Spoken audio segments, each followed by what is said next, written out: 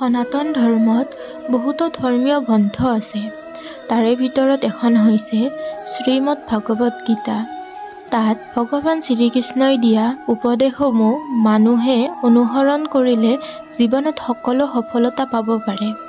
যেতিয়া কৌৰৱ আৰু পাণ্ডৱসকলৰ মাজত মহাভাৰতৰ যুদ্ধ হৈছিল, ভগৱান শ্ৰীকৃষ্ণই অৰ্জুনৰ সাৰথী হিচাপে ভূমিকা লৈছিল। সেই যুদ্ধভূমিতে শ্ৰীকৃষ্ণই অৰ্জুনক গীতাৰ জ্ঞান দিছিল। এই ভিডিঅ'টোত কৃষ্ণই অৰ্জুনক কোৱা গীতাবাণীৰ পৰা 5টা কথা আলোচনা কৰিছো। এই কথাকেইটা পালন কৰিলে আমাৰ জীৱনটো সহজ আৰু সফল হৈ উঠিব।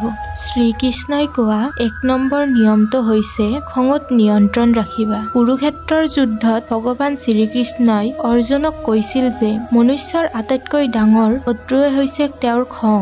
খঙত মনুষ্যৰ বুদ্ধিয়ে কাম কৰা বন্ধ কৰে আৰু তেওঁ বুজিব নোৱাৰে যে তেওঁ কি কৰি আছে। এনে অৱস্থাত তেওঁ নিজৰ ক্ষতি কৰে। এইবাবেহে নিজৰ খঙৰ ওপৰত নিয়ন্ত্ৰণ ৰখাটো যথেষ্ট প্ৰয়োজনীয়।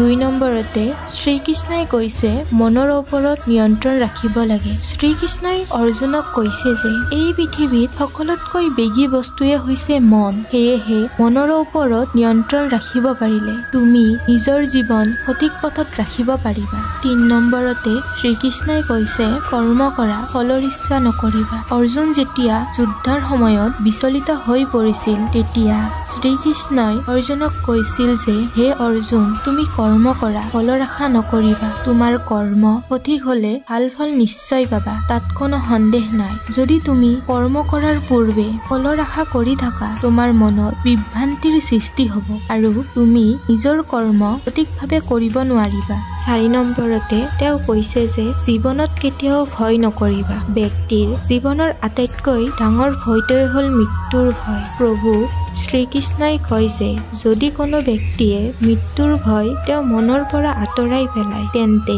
তেওঁ জীৱনৰ প্ৰতিটো লক্ষ্যত উপনীত হ'বলৈ সক্ষম হ'ব আৰু মানসিক চাপমুক্ত জীৱন যাপন কৰিব পাৰে।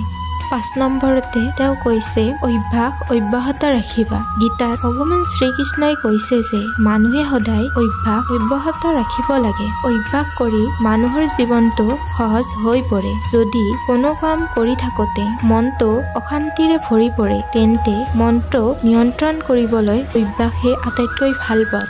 আশা কৰোঁ ভিডিঅ'টো চাই ভাল পালে। যদি ভিডিঅ'টো চাই ভাল পালে ভিডিঅ'টো এটা লাইক আৰু চেনেলটো ছাবস্ক্ৰাইব কৰিব নাপাহৰিব। ধন্যবাদ।